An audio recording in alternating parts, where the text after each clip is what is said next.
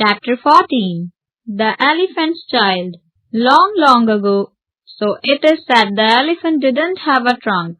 He had only blackish, bulgy nose, as big as a boot, that he could wriggle about from side to side. He couldn't pick up things with it, as elephants do with their trunks today. In Africa there lived an elephant's child, who was always asking questions. He asked his aunt the ostrich why her tail feathers grew in a particular way. She spanked with him her hard claw.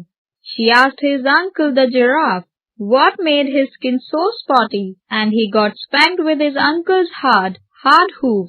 He asked his broad aunt, the hippopotamus, why her eyes were red, and his broad aunt the hippopotamus spanked him with her broad hoof. And he asked his hairy uncle, the baboon, why melons tasted just so, and his hairy uncle the baboon spanked him with his hairy paw. He asked questions about everything that he saw, or heard, or felt, or smelled, or touched, and all his uncles and his aunts spanked him, but he didn't lose his curiosity. One fine day he asked a new question. He asked, "What does the crocodile have for dinner?" Then everyone said, "Hush," in a loud, dreadful tone, and they spanked him for a long time. Then the elephant's child went to the Kolo bird and said, "My father has spanked me, and my mother has spanked me. All my aunts and uncles have spanked me for my curiosity, and I still want to know what crocodile has for dinner."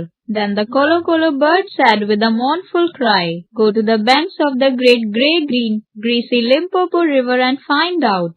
That very next morning this elephant child took 100 pounds of bananas, the little short red kind, and 100 pounds of sugar cane, the long purple kind, and 17 melons, the greeny crackly kind, and said to all his dear families, "Goodbye. I am going to the great green greasy Limpopo River to find out what the crocodile has for dinner." And they all spanked him once more for luck, though he asked them most politely to stop. Now our friend the elephant's child had never seen the crocodile. The first creature he found was a bicolored python rock snake curled round the rock. "Excuse me," said the elephant's child most politely, "but have you seen such a thing as a crocodile?" "Have I seen a crocodile?" said bicolored python rock snake. "What will you ask me next?" "Excuse me," said the elephant's child, "but could you kindly tell me what he has for dinner?" Then the bicolored python rock snake uncoiled himself very quickly from the rock and spanked the elephant child with his scaly tail. "That is odd," said the elephant child, "because my father and my mother and my uncle and my aunt, not to mention my other aunt the hippopotamus and my other uncle the baboon, have all spanked me for my curiosity, and I suppose this the same thing." So he said goodbye very politely to the bicolored python rock snake and helped to coil him up on the rock again, and went on, a little warm but not all astonished. He kept eating melons and throwing the rind about, because he could not pick it up, till he trod on what he thought was a log of wood, at the very edge of the great grey-green greasy Limpopo River. But it was not a log of wood. It was really the crocodile. And the crocodile winked one eye. "Excuse me," said the elephant's child most politely, "but do you happen to have seen a crocodile?"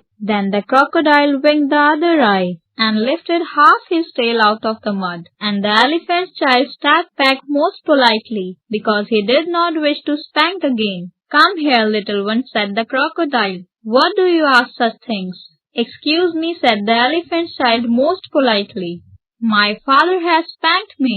My mother has spanked me, not to mention my tall aunt, the ostrich, and my tall uncle, the giraffe, who can kick ever so hard, as well as my broad aunt, the hippopotamus, and my hairy uncle, the baboon, and including the bicolored python rock snake, with the scaly tail just up the bank, who spanks harder than any of them, and so if it's quite all the same to you, I don't want to be spanked any more." "Come here, little one," said the crocodile, "for I'm the crocodile," and he wept crocodile tears to show it was quite true. Then the elephant's child grew all breathless, and kneeled down on the bank, and said, "You are the very person I have been looking for all these long days. Will you please tell me what you have for dinner?" "Come here, little one," said the crocodile, "and I'll whisper." Then the elephant's child put his head down close to the crocodile's mouth, and the crocodile caught him by his little nose, which up to that very week, day, hour and minute had been no bigger than a boot, though much more useful. "I think," said the crocodile, and he said it softly between his teeth, like this, "I think today I will begin with the elephant's child." At this the elephant's child was very annoyed, and he said, "Let go, you are hurting me." Then the elephant's child sat back on his little haunches, and pulled and pulled, and pulled, and his nose began to stretch, and the crocodile floundered into the water, making it all creamy with great sweeps of his tail, and he pulled and he pulled, and pulled, and the elephant's child's nose kept on stretching. He spread all his little forelegs and pulled, and pulled, and pulled, and his nose kept on stretching, and the crocodile thrashed his tail like an oar, and he pulled, and pulled, and pulled, and at each pull the elephant child's nose grew longer and longer, and it hurt him. Then the elephant child felt his leg slipping, and he said through his nose, which was now nearly 5 feet long, "This is too much for me." Then the bicolored python rock snake came and hooked itself around the elephant's hind legs and helped him to pull away from the crocodile. At last the crocodile let go of the elephant's child's nose. Then the elephant's child sat down most hard and sudden, but first he was careful to say thank you to the bicolored python rock snake, and next he was kind to his poor pulled nose, and wrapped it all up in cool banana leaves, and hung it in the great gray-green greasy Limpopo to cool. "Why don't you go home?" said the bicolored python rock snake. "Excuse me," said the elephant's child, "but my nose is so badly out of shape, and I'm waiting for it to shrink." Then elephant's child sat there for 3 days, waiting for his nose to shrink, but it never grew any shorter, and beside it made him squint. The crocodile had pulled it out into a truly really trunk, same as all elephants have today. At the end of the 3rd day, a fly came and stung him on the shoulder, and before he knew what he was doing, he lifted up his trunk and hit that fly dead with the end of it. "Advantage number 1, said the bicolored python rock snake. "You couldn't have done that with such a flat bulgy nose. Try and eat a little now." Before he thought of what he was doing, the elephant child put out his trunk and plucked a large bundle of grass, dusted it clean against his 4 legs, and stuffed it into his own mouth.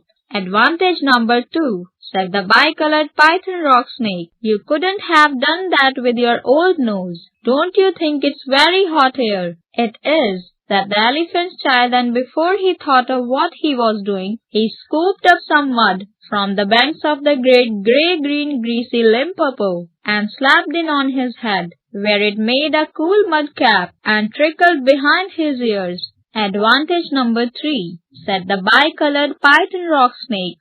"You couldn't have done that with your old nose. Now how do you feel about being spanked again?" "Excuse me," said the elephant's child, "but I should not like it at all." "I should like it very much indeed," said the elephant's child.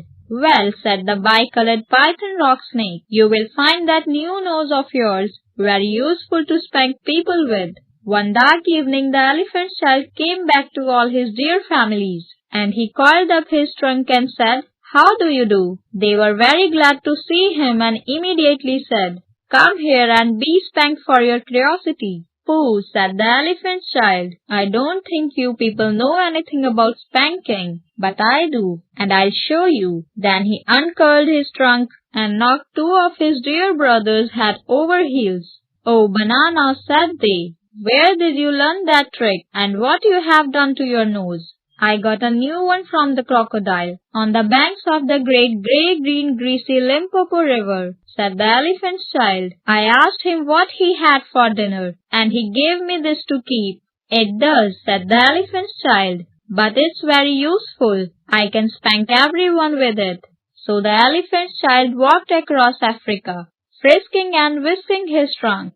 When he wanted fruit to eat, he pulled fruit down from a tree, instead of waiting for it to fall as he used to do. When he wanted grass, he plucked grass up from the ground, instead of going on his knees as he used to do. When the flies bit him, he broke off the branch of a tree and used it as a fly whisk. And he made himself a new, cool, slushy, squishy mud cap whenever the sun was hot.